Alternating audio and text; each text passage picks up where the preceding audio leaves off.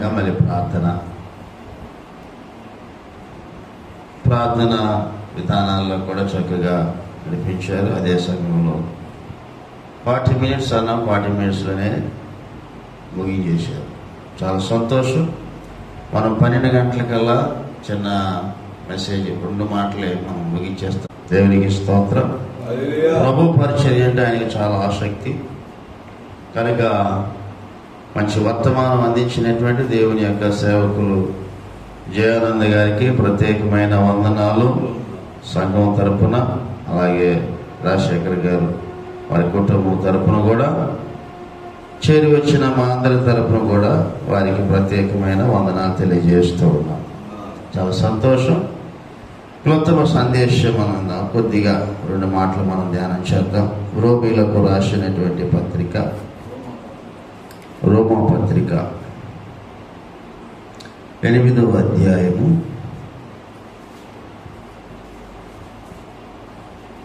5వ వచనాన్ని ధ్యానం చేద్దాం. రోమీలకు రాసిన పత్రిక, the book of Romans chapter 8 verse 5. శరీరానుసారులు శరీర విషయముల మీద మనస్సును ఉంతురు, ఆత్మానుసారులు ఆత్మ విషయముల మీద మనస్సునంతురు. శరీరానుసారమైన మనస్సు మరణము, ఆత్మానుసారమైన మనస్సు జీవమును సమాధానమునై ఉన్నది. చిన్న ప్రార్థన. దయగల తండ్రి మీకు వందనాలు. మొదటిలో నాయన ప్రభా మీ దోషులు కృప ద్వారాగా ప్రభా వర్ధిల్లుట అనేటువంటి అంశాన్ని ప్రభా చక్కగా 5 అంశాలు వారు బోధించారు. ఆ మాటల ద్వారాగా వర్ధిల్లుటకు సహాయించండి. ఇప్పుడు నాయన ప్రభా కొన్ని మాటలు ధ్యానం చేస్తుండగా మీ కృపతో నింపమని యేసు క్రీస్తు నామమున అడుగుచున్నాము తండ్రి. చాలా సంతోషం. ఇక్కడ అపోస్తుడైనటువంటి పౌలు గారు ఈ శరీర సంబంధమైనటువంటి ప్రజలను, ఆత్మ సంబంధమైన ప్రజలను డివైడ్ చేశాడు. యేసు ప్రభు కూడా 20 మత్తయి రాసిన సువార్త 25వ అధ్యాయంలో 2 గ్రూపుల వారిని డివైడ్ చేశాడు. ఒకటి గొర్రెల గుంపు, రెండవది మేకల గుంపు. ఇక్కడ దైవ సంబంధమైనటువంటి వ్యక్తులు, దేవునితో కొనసాగుతున్నటువంటి వ్యక్తులు, ఇక్కడ లోక సంబంధమైనటువంటి వ్యక్తులు, లోకానుసారంగా జీవించేటువంటి వ్యక్తులు, వీరిద్దరిని కూడా వీళ్ళ యొక్క మనసు ఎలా ఉంటుందో అనేది వ్యక్తపరిచాడు. మనుషులందరి ఒకటే, మనుషులందరి కూడా ఒకటే మనసు, కానీ ఒక్కొక్క మనసు ఒక్కొక్క దాన్ని కోరుకుంటూ ఉంటుంది. కొంతమందికి దేవుని మీద మనసు ఉంటుంది, కొంతమందికి లోకం మీద మనసు ఉంటుంది. అంటే లోక సంబంధమైన మనసు, ఆత్మ సంబంధమైన మనసు. దాన్ని శరీరము, లోక సంబంధమైన దాన్ని శరీరంగా పోల్చాడు. ఈ శరీర సంబంధమైనటువంటి మనసు, ఆత్మ సంబంధమైనటువంటి మనసు, 2 మనసులు ఉన్నాయి. ఇప్పుడు శరీర సంబంధమైనటువంటి మనసు కావాలా, ఆత్మ సంబంధమైన మనసు కావాలా అని ఆలోచన చేస్తే ఆత్మ సంబంధమైన మనసు ద్వారాగా ఫలితం ఉంది, ప్రయోజనం ఉంది. శరీర సంబంధమైన మనసు ద్వారాగా ఫలితం లేదు, ప్రయోజనము కూడా లేదు. దేవుడు ఎప్పుడూ కూడా మానవ జీవితము, దేవుడు ఉన్నతమైనటువంటి స్థానములో మనల్ని ఉంచాలని కోరుకుంటాడు. తన బిడ్డలు మంచి స్థాయిలో ఉండాలి, హోందాగా ఉండాలి, ఉన్నతమైన స్థితిలో ఉండాలి, గొప్ప స్థితిలో ఉండాలి, ఎక్కడా కూడా తగ్గకూడదు, ఎక్కడా కూడా బలహీనులు కాకూడదు అనే ఉద్దేశంతో దేవుడు తన ఆత్మ ద్వారాగా ప్రతి మానవుని కూడా బలపరుస్తూ, స్థిరపరుస్తూ, కావలసినటువంటి ఆర్థిక సహాయం, ఫైనాన్షియల్ సపోర్టు ఇస్తూ మనను దేవుని సందులో నడిపిస్తూ ఉన్నాడు. ఈ నడిపిస్తూ ఉన్నటువంటి విధానంలో కొన్నిసార్లు మానవుని యొక్క జీవితం ఏం చేస్తుందంటే శరీర సంబంధమైనటువంటి మనస్సును కలిగి ఉండేటువంటి ఆలోచన. ఒకసారి శరీర సంబంధమైన ఆలోచన గనక మానవుడు కలిగి ఉంటే పదే పదే దాని మీదే బీగుతూ ఉంటుంది. ఒకసారి దైవ సంబంధమైన మనస్సు గనక మనం కలిగి ఉంటే దైవ సంబంధములోనే వాక్యం చదువుకుందామని, పాటలు పాడదామని ఇలాంటి విషయాలు కనబడుతూ ఉంటాయి. ఇప్పుడు శరీర సంబంధమైన మనసు ఏంటి, ఆత్మ సంబంధమైన మనసు ఏంటి? What is the different two minds? రెండు మనస్సులు ఏమిటాయంటే, ఒకటి శరీర సంబంధమైన మనస్సు, రెండు ఆత్మ సంబంధమైన మనస్సు. శరీర సంబంధమైన మనసు ఏం చేసింది, ఆత్మ సంబంధమైన మనసు ఏం చేసింది? ఈ రెండింటిని మనం ట్యాలీ చేస్తే శరీర సంబంధమైనటువంటి మనస్సు లోకాన్ని కోరుకుంటుంది, పాపాన్ని కోరుకుంటుంది, శాపాన్ని కోరుకుంటుంది. అలాగే లోకములో గొప్పగా నేను కనబడాలనేటువంటి విధాన్ని కోరుకుంటూ ఉంది. అది వాడు చేసేటువంటి ఆ నడవడిక తన జీవితంలో తనకు మంచిగా ఉంది అని అనుకుంటాడు, కానీ అది మంచిది కాదు, అది చెడ్డది. అంటే లోక సంబంధమైనటువంటి విధానం. ఇప్పుడు మనం చూస్తూ ఉన్నప్పుడు దేవుడు కూడా మంచి మనస్సు కలిగి ఉన్నాడు, దయ్యము సాతాను మనసు, అంటే లోక సంబంధమైన మనస్సు. ఇప్పుడు దేవుడు దేవాది దేవుని యొద్ద ఆయన ద్వారాగా తయారు చేయబడినాడు లూసిఫర్, అవునా? ఆయన ద్వారాగా తయారు చేయబడినటువంటి లూసిఫర్కి చెడ్డ ఆలోచన ఎక్కడి నుంచి వచ్చింది? దేవదూతలందరూ దేవుని సన్నిధిలో ఉన్నారు, దేవదూతలందరూ దేవుని స్తుతిస్తూ ఉన్నారు, దేవదూతలందరూ ప్రభువు చేత సృష్టించబడ్డారు. ఇంకా మానవుని యొక్క ఆ దేవదూతల్లో చెడ్డ మనసు, చెడ్డ ఆలోచన లేదు కదా. మరి దేవదూత లూసిఫర్ పడిపోవటానికి గల కారణం ఏంటి అంటే, ఫ్రమ్ ద బిగినింగ్ దేవుడు ఉన్నాడు, అలాగే చీకటి కూడా ఉంది. చీకటిలో పాపం ఉంది, శాపం ఉంది, అబద్ధం ఉంది, మోసం ఉంది, అన్యాయం ఉంది, అక్రమం ఉంది, నరహత్యలు ఉన్నాయి, అన్ని రకాలు ఉన్నాయి. కానీ దేవునిలో ప్రేమ ఉంది, జాలి ఉంది, దయ ఉంది, కనికరం ఉంది, కృప ఉంది, కాపుదల ఉంది. ఇప్పుడు దేవునికి సాతానికి తేడా ఏంటని ఆలోచన చేస్తే, సాతాన్ అనగా చీకటి నశింపజేసేది, వెలుగు జీవింపజేసేది. చీకటికి వెలుగుకి చాలా వ్యత్యాసం ఉంది. ఏ పాపము ఎరిగినటువంటి దేవదూతలు, ఏ అబద్ధము ఎరిగినటువంటి దేవదూతలు ఒక్కసారిగా అబద్ధం ఆ జీవితంలోకి వచ్చిందంటే, ఈ లూసిఫర్ తన గురించి తన యొక్క ఆలోచన మనం చూస్తూ ఉన్నప్పుడు, ఎప్పుడైతే ఆ చీకటిని తన మనసులోకి ఆహ్వానించాడో వెంటనే లూసిఫరు అబద్ధవాడాడు. మరొకసారి యోహాను రాసిన సువార్త 8వ అధ్యాయం 44వ వచనాన్ని మనం చూస్తే, the gospel of John chapter 8 verse 44, verse number 44 మనం చూస్తే, మీరు మీ తండ్రి యొక్క అపవాది సంబంధులు, మీ తండ్రి దురాశలు నెరవేర్చగోరుచున్నారు.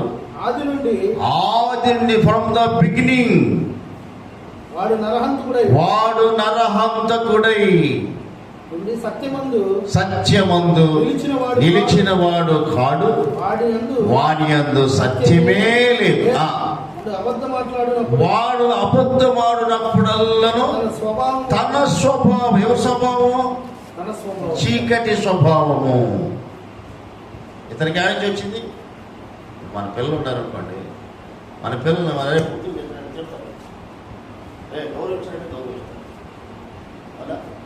కాబట్టి మనం ఏం నేర్పుతున్నాం? మన పిల్లలకి మంచి నేర్పుతున్నాం, చెడు నేర్పటం లేదు. కానీ ఇప్పుడు మంచి నేర్పుతున్నాడు దేవుడు తన బిడ్డలకి. మరి చెడు ఎక్కడి నుంచి వచ్చింది? అది అక్కడి నుంచి వచ్చింది. అప్పుడు సాతాను తన స్వభావాన్ని అనుసరించి, ఏ స్వభావం అంట? చీకటి స్వభావాన్ని అనుసరించి నడుస్తున్నాడు. చీకటి స్వభావాన్ని అనుసరించి నడుస్తూ ఉన్నాడు. వాడు అబద్ధమాడినప్పుడల్లను తన స్వభావం, ఎవరి స్వభావం? లూసిఫర్ స్వభావం కాదు, సాతాను స్వభావం కాదు. ఎవరి స్వభావం ఇది? అక్కడి నుంచి వచ్చాడు. వాడిలో ఉంది అబద్ధం, వాడిలో ఉంది పాపం, వాడిలో ఉంది శాపం, వాడిలో ఉంది మోసం, వాడిలో ఉంది. ఉదాహరణకు ఒక మాట చెప్తాను. అవ్వ ఆదాములు తయారు చేసినప్పుడు ఏదేను తోటి ఏర్పాటు చేసి దాంట్లో ఒక చెట్టు పెట్టాడు. దాని గురించి జాగ్రత్త అబ్బాయి అన్నాడు. స్కాలర్స్ చెబుతారు, దేవుడు దేవదూతల చుట్టూ పెద్ద అగ్నిగుండం వేసేసి ఆ అగ్ని కంచెలాగా వేసేసి లోకంలో చీకటి ఉంది, అబద్ధికుడు, మోసగాడు, ఇవన్నీ వాడిలో ఉండి జాగ్రత్త జాగ్రత్త జాగ్రత్త అని చెప్పుకుంటానే వచ్చాడు. కానీ అక్కడ లూసిఫర్ పడిపోయాడు. ఎందుకు పడిపోయాడు తెలుసా? లూసిఫర్కు ఒక డ్యూటీ ఉంది. ఏ డ్యూటీ అంటే దేవుని స్తుతించేటువంటి ఒక అనుభవం. రెక్కలు ఇలాగ అంటున్నప్పుడు అన్ని రకాల స్వరాలు వినపడతాయి. అంత కెపాసిటీ ఇచ్చాడు లూసిఫర్. వాడి గురించి అంతగా చెప్పుకోకూడదు అసలు అక్కడ చెప్పాలంటే. కానీ రెండవది ఏంటో తెలుసా? ఏ దేవదూత కూడా దేవుని యొద్దకు వెళ్ళలేనటువంటి కెపాసిటీ దేవుడు లూసిఫర్కి ఇచ్చాడు. ఎస్కేల్ గ్రంథం 28వ అధ్యాయం నుంచి అక్కడ కనపడి కాలుచున్న రాళ్ల మధ్య దేవుడు ఎప్పుడు కూడా తగ్గ పడిపోతుంటాడు. కాలుచున్న రాళ్ల మధ్య ఇంకను నీవు సంచరించవు. కాబట్టి వాడికి ఇచ్చినటువంటి ఆధిక్యతను వాడు కోల్పోయాడు. అనుకున్నాడు ఆ శక్తి కనుక నాలో ఉంటే, నా శక్తి ప్లస్ చీకటి శక్తి డబుల్ అయింది కదా, ఇప్పుడు ఈ శక్తిని మనం జయించవచ్చు అనుకున్నాడు. మోసపోయాడు. అక్కడి నుంచి ఎక్కడ అనుకోండి తెలిసింది ఇతను మనసులో అనుకున్నాడు. ఎక్కడ అనుకున్నట్ట? మనసులో అనుకున్నాడు. ఆ శక్తి నా శక్తి రెండు ఎక్కువైపోయింది, ఇప్పుడు ఈ శక్తిని మనం ఓడించవచ్చు మనసులో అనుకున్నాడు. ఎక్కడ? యెషయా గ్రంథం 14వ అధ్యాయంలో దేవుని సింహాసనం పైన నా సింహాసనం వచ్చింది. ఈ ఆలోచన ఎక్కడి నుంచి వచ్చింది అసలు? ఈ దేవదూతకి ఎందుకు వచ్చింది ఈ ఆలోచన? వాడిని ప్రేరేపించేవాడు ఒకడున్నాడు, వాడిని ఎంకరేజ్ చేసేవాడు ఒకడున్నాడు, వాడికి లేనిపోయినటువంటి ఆశలు చూపించేవాడు ఒకడున్నాడు. వాడిని ఆధారం చేసుకొని వాడు పెచ్చరిల్లిపోతూ ఉన్నాడు. అక్కడి నుంచి దేవుడు ఒక తనదండ్రి భూమి మీదకి వచ్చేసాడు. అసలు వాడి ప్లేస్ భూమి కాదు, ఎక్కడంటే వాయుమండల సామాన్ అక్కడ ఉండాలి. వాయుమండలంలో ఉండాల్సినాడు భూమి మీదకి వచ్చేసి నీ పిల్లలు నేను నాశనం చేస్తాను, పతనం చేస్తానని చెప్పి కంకణం కట్టుకొని తన పిల్లలకు లేనిపోయినటువంటి ఆశలు, ఆనాడు ఏ విధంగా వాడు ఆశపడ్డాడు అదే ఆశ మన పిల్లలకి, తన బిడ్డలేనటువంటి వారికి చూపిస్తూ ఉన్నాడు. అక్కడ వచ్చింది తెప్పులు. ఇప్పుడు ఈ శరీర సంబంధమైనటువంటి వాళ్ళు ఎవరయ్యా అంటే సాతాను సంబంధులు, సాతాను యొక్క అడుగుజాడలో నడిచేటువంటి వారు. ఈ సాతాను సంబంధులు ఏం చేస్తారు చెప్పండి? శరీర సంబంధమైన వాటి కోరికలు నెరవేర్చుకోవడానికి ఇష్టపడతారు. అది భౌతికమైనటువంటి ఫుడ్డే కావచ్చు, అది శరీర సంబంధమైన కోరికలే కావచ్చు, అది శరీర సంబంధమైన ఆశలే కావచ్చు, అది శరీర సంబంధమైనటువంటి ఏదైతే తన యొక్క ప్రేరేపణ కలిగింపజేస్తా ఉందో ఆ ఆలోచన కలిగి ఉంటారు. శరీర సంబంధులు శరీరం మీద ఏం చేస్తారంటే మనసు నిలుపుతారు. ఈ శరీర సంబంధమైన మనసు ఎంతవరకు అంటే అది మరణాన్ని కొని తీసుకుని వస్తుంది. ఏమన్నాడు అక్కడ? శరీర సంబంధమైన మనసు మరణం అన్నాడు. శరీర సంబంధమైనటువంటి మనసు ఏదంట? శరీరానుసారమైన మనస్సు మరణము. మరణం అంటే ఇక్కడ మరణం ఉంటుంది, అక్కడ కూడా ఉంటుంది. ఆత్మానుసారమైనటువంటి మనస్సు జీవమును సమాధానమునై అది. శరీరానుసారమైన మనస్సుకు ఆత్మానుసారమైన మనసుకు ఉన్నటువంటి వ్యత్యాసం. శరీరానుసారమైన మనిషిని పతనం చేసేసి ఆ మనిషిని తెగులు పట్టేటట్టుగా చేసింది. తేనె మగ్గ పడితే కనుక చేలు పొలాలు ఏ విధంగా పాడైపోతాయో ఆ తెగులే క్యాన్సర్, ఎయిడ్స్, ఇక రకరకాల బలహీనతలు, ఇవే తెగులు. వాటి ద్వారాగా మానవుడు పతనమైపోతాడు. ప్రియులారా, గమనించినట్లయితే ఆత్మానుసారమైన మనస్సు సమాధానమును, జీవమునైనది. ఈ రెండు విషయాల్లో వీటిని వ్యక్తపరుస్తూ ఇలాగుంటే ఇలాగుంటుందని చెప్పేసి ఇశ్రాయేలు తన ప్రజలకు ఆయన తెలియజేస్తున్నాడు అపోస్తలుడైన పౌలు గారు. అంటే వీళ్ళు ఎలా ఉన్నారంటే అది చేస్తున్నారు, ఇది చేస్తున్నారు, అటు ఉంటున్నారు, ఇటు ఉన్నారు. మీరు అటు ఉండొద్దు, ఇటు ఉండొద్దు. మీరు దానిలో ఉంటే ఏం జరిగిందో, దీనిలో ఉంటే ఏం జరిగిందో అనే విషయాన్ని వ్యక్తపరిచాడు. ఇంకొక మాట మనం చూద్దాం. ఆ ఆత్మానుసారమైన మనస్సు జీవమును సమాధానమునై ఏలయనగా శరీరానుసారమైన మనస్సు దేవునికి విరోధమై ఉన్నది. అది దేవుని ధర్మశాస్త్రముకు లోపడదు, ఏ మాత్రమును కూడా లోపడ నేరదు. కాగా శరీర స్వభావము గలవారు దేవుని సంతోషపరచ నేరదు. దేవుని ఆత్మ మీలో నివసించిన ఎడల మీరు ఆత్మ స్వభావము గలవారే గాని శరీర స్వభావము గలవారు కాదు. శరీర స్వభావం, శరీర సంబంధమైనటువంటి మనస్సు కనుక నువ్వు కలిగి ఉన్నావు అనుకో, నీకు నువ్వు దేవునికి ఖర్చు. ఇక ఆయనే మనం కట్ చేసాడు. ఎవరు మనకి దేవుడు కట్ చేసాడు అనుకోండి, కట్ అయిపోయింది. ఇంకా మళ్ళీ ఆదరించాడు అంటాడా? కాబట్టి దేవుడికి మనకి ఎప్పుడు కూడా కనెక్షన్ పెట్టుకోవాలి. యాకోబు అనుకున్నాడు, నా తెలివితేటలను బట్టి నేను బాగా ఎదుగుతున్నాను, బాగా ఉన్నతమైన స్థితిలో ఉన్నాను అనుకున్నాడు. కానీ ఆ ఒక్క రాత్రి గట్టిగా తెలిపడు, నీవు లేకపోతే నా వల్ల ఏది కాదు, నీతో నేను పెనుగులాడేటువంటి విధానంలో ఉండాలి, నీతో నేను కలిసి జీవించాలి, నీవు నాలో ఉండాలి, నాకు ముందుగా ఉండాలి అని గట్టిగా పట్టుకుంటే శత్రువును కూడా జయించడానికి ప్రభువు కృప చూపించాడు. కాబట్టి శరీర సంబంధమైనటువంటి మనసు వేరు, ఆత్మ సంబంధమైన మనసు వేరు. శరీర సంబంధమైనటువంటి మనస్సు దేవునికి విరోధమైంది. నీకు నాకు సంబంధం లేదు, నువ్వు లోపల ఉంటావు, ఉండి అంతే. నీకు నాకు సంబంధం లేదంటే గెట్ అవుట్. కాబట్టి ఆత్మ సంబంధమైనటువంటి మనస్సు దేవునికి ఇష్టమైంది. అది ఎంతగానో ఆశీర్వాదకరమైనటువంటిది.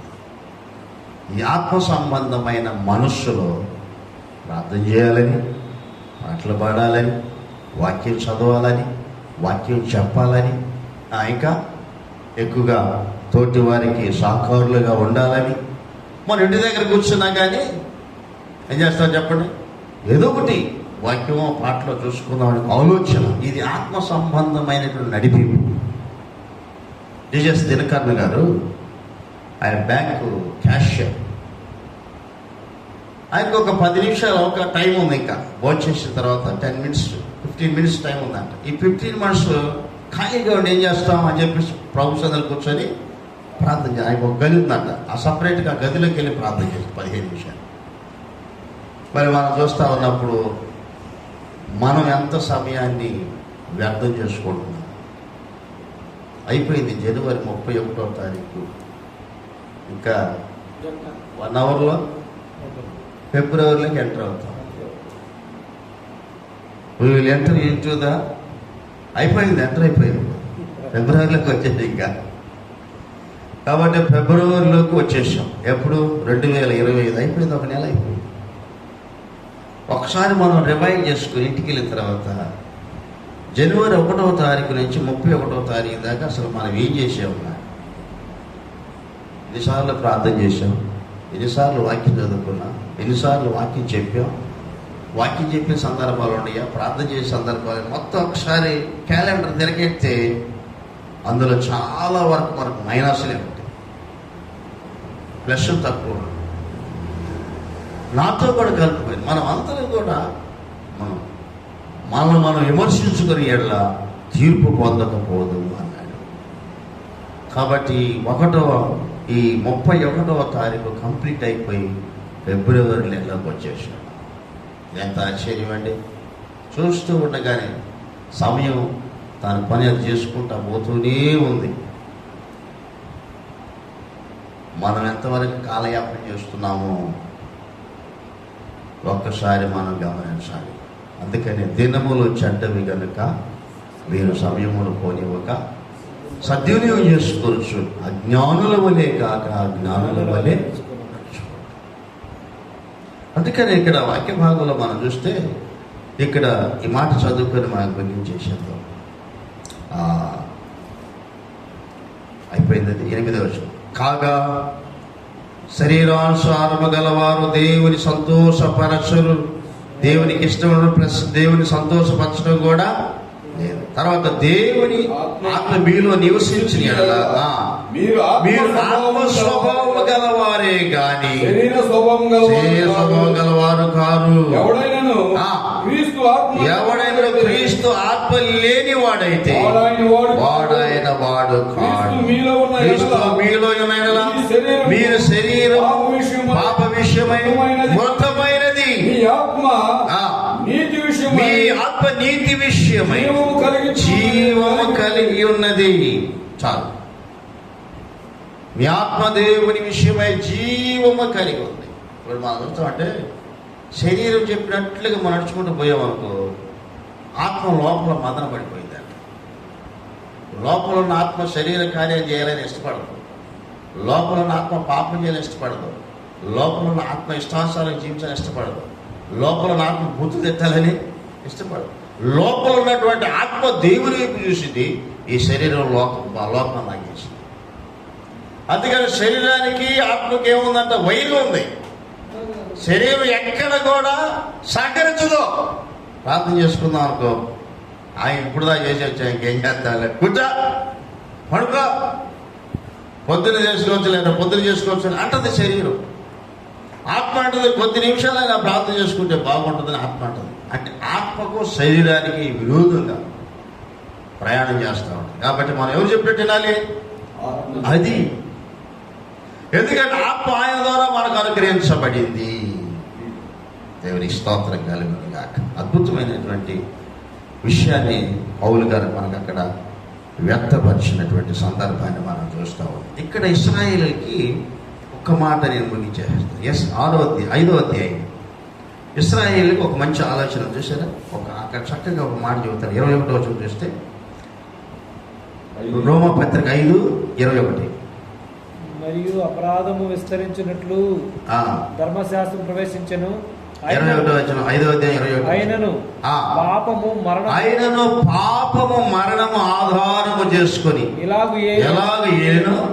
అలాగే నిత్యజీవము కలుగుటకై నీతి ద్వారా మన ప్రభువైన యేసుక్రీస్తు మూలముగా ఏలు నిమిత్తం పాపమెక్కడ విస్తరించెనో అక్కడ కృప అపరిమితముగా ఉందంట. పాపం ఉన్న చోట ఏముందండి? కృప ఉంది. కింద మాట్లాడాడు ఆయన కృప ఉందిలాగా చెప్పేసి మనం ఏం చేస్తాం, కిందకు మాట్లాడాడు చూడండి. అలాగైనా 6వ వచనం 1వ వచనం అలాగైనా ఏమందము కృప విస్తరింపవలని పాపమందు నిలిచిదామా? చాలు. ఇప్పుడు దేవుని పాపం చేశాక దేవుడిదంట కృప ఉంటుంది. కాబట్టి కృప మా దగ్గర ఉండాలని చెప్పి మనం పాపం చేసుకుంటే వెళ్తామా? నో.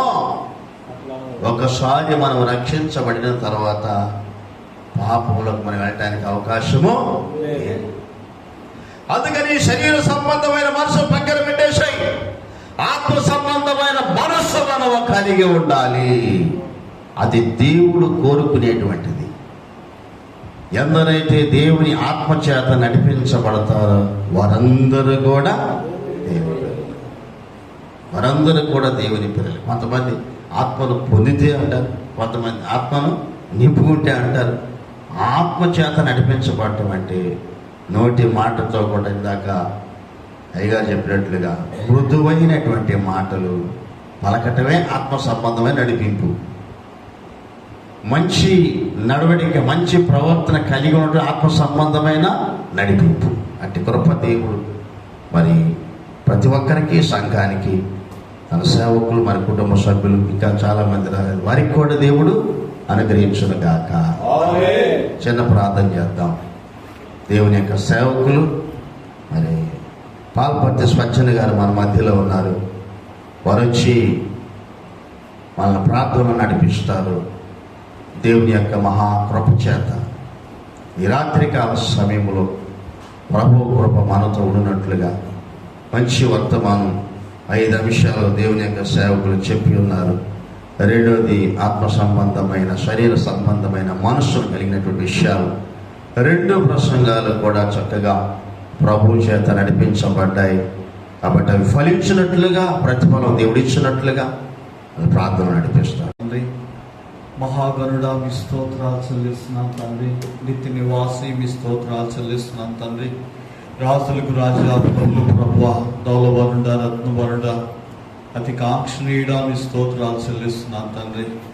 మీ దాసులు ప్రభువా నా తండ్రి, అయా ఇదిగో నా ప్రభువా నా తండ్రి, చర్చ్ ఆఫ్ క్రైస్ట్ ప్రభువా ఆహ్వానించబడిన దైవశాఖను బట్టి మిమ్మల్ని ఎంతగానో స్తుతిస్తూ ఉన్నాం రాజా. ఈ రీతిగా ప్రభువా దైవశాఖల సమక్షంలో ప్రభువా ఆన్లైన్ ఆయన జరిగించడానికి చూపించిన ప్రేమను బట్టి స్తోత్రాలు ప్రభువా. ఎంతవరకు పాటల ద్వారా నాయన, ప్రార్థనలో, యాచనలో, అన్ని విషయాలలో నడిపించారు ప్రభువా. మీ దాసులను నిలబెట్టుకొని నాయన కృపను గురించి, నాయన కృప అర్హత లేని మమ్మలను కృప ఏ రకంగా మమ్మల్ని బలపరుస్తుందో తెలియజేశారు. రెండో వర్తమానం ఆత్మ సంబంధమైన అయా మనుషులు, శరీర సంబంధమైన మనుషులు ఏ రకంగా ఉంటారో మీ దాసులను నిలబెట్టుకుని నడిపించిన విధానాన్ని బట్టి స్తోత్రాలు చెల్లిస్తున్నాం తండ్రి. మమ్మల్ని మేము సరిచేసుకొని, సరిదిద్దుకొని మీ కృపాసనము దగ్గరికి చేరటానికి కావలసిన సిద్ధపాటును మాకు అనుగ్రహించినందుకే స్తోత్రాలు చెల్లిస్తున్నాం తండ్రి. నాయన ఇదిగో ప్రభువా మీ స్తోత్రాలు. మీ దాసులను బట్టి మేము ప్రార్థన చేస్తున్నాం తండ్రి. మీ దాసులకు ప్రభువా సంపూర్ణ స్వస్థత మీరు అనుగ్రహించమని ప్రార్థన చేస్తున్నాం తండ్రి. కొంతనైనా నెమ్మదినిచ్చారు ప్రభువా, కొంత సమాధానాన్ని ఇచ్చారు ప్రభువా, కొంత స్వస్థతనిచ్చారు ప్రభువా. మీ స్తోత్రాలు. సంపూర్ణ స్వస్థత మీరు అనుగ్రహించమని ప్రార్థన చేస్తున్నాం తండ్రి.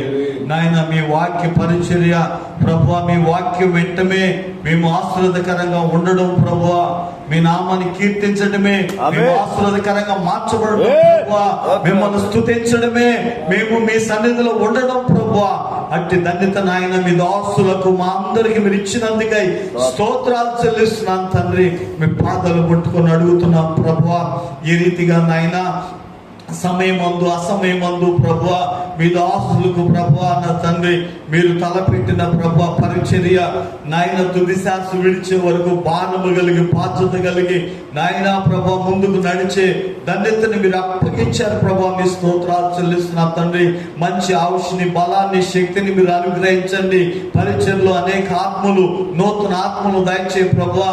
అనేక మంది రక్షణ పొందుకోవడానికి కృప దయచేయి. ఈ ప్రాంతాన్ని నాయన మీరు దర్శించండి. ప్రాంత ప్రజలను నాయన ప్రభువా ముచ్చటించి నడిపించమని ప్రార్థన చేస్తున్నాను తండ్రి. మీ పాదాలు పట్టుకొని అడుగుతున్నాను ఆయన, బలపరచండి ప్రభువా. అయా ఆయా స్థలాల నుంచి వచ్చిన దైవ సేవకులందరిని బట్టి మేము ప్రార్థన చేస్తున్నాను తండ్రి. ప్రతి సేవకులకు ప్రభువా ఆశీర్వాదకరంగా నాయన వారి కుటుంబాలు ఉండడానికి కృప దయచేయి. వారి సంఘాలను మీరు దీవించండి. వారి చేతి పనులు మీరు దీవించండి. వారు చేసే ప్రతి పనుల్లో మీ ఆశీర్వాదం ఉండునుగాక. ప్రతి పనుల్లో సమృద్ధి ఉండునుగాక. ప్రతి పనుల్లో శ్రేష్టమైన కృప ఉండునుగాక తండ్రి. మీ పాదాలు పట్టుకొని అడుగుతున్నాము నాయన. అయ్యా ఆయా స్థలాల నుంచి వచ్చిన ప్రియ బిడ్డలందరినీ బట్టి స్తోత్రాలు ప్రభువా. మీ పాదాలు పట్టుకొని అడుగుతున్నాను ఆయన. వారు ప్రభువా నా తండ్రి ఏ ఉద్దేశముతో ఆశించి ప్రభువా మీ పాద సన్నిధిలో చేరి ఉన్నారు ప్రభువా. ప్రతి అక్కర్లు తెచ్చబడును గాక. ప్రతి అవసరతలు తెచ్చబడును గాక. సమృద్ధితో నింపబడును గాక. మీ కృపతో నింపబడును గాక. మీ కృప ప్రతి ఒక్కరికి ఆవరించబడును గాక. మేమందరం ఆత్మ సంబంధమైన వరములతో నడిపించబడును గాక. గొప్ప కార్యాలు మా పట్ల జరుగును గాక. ప్రతి అవసరతలో యేసుక్రీస్తు మహిమలో తీరును గాక. అంటే ధన్యత చేరి వచ్చిన ప్రియ బిడ్డలందరికీ మీరు అనుగ్రహించండి. మా అందరికి అనుగ్రహించి మీ ఉన్నతమైన ఘనమైన శ్రేష్టమైన దివ్యమైన నామాన్ని మహిమ తెచ్చుకోమని, మహిమ ఘనత ప్రభావం మీరు పొందుకోనమని యేసయ్య అతి శ్రేష్టమైన నామములో అడిగి వేడుకుంటున్నాను పరమ తండ్రి. ఆమేన్.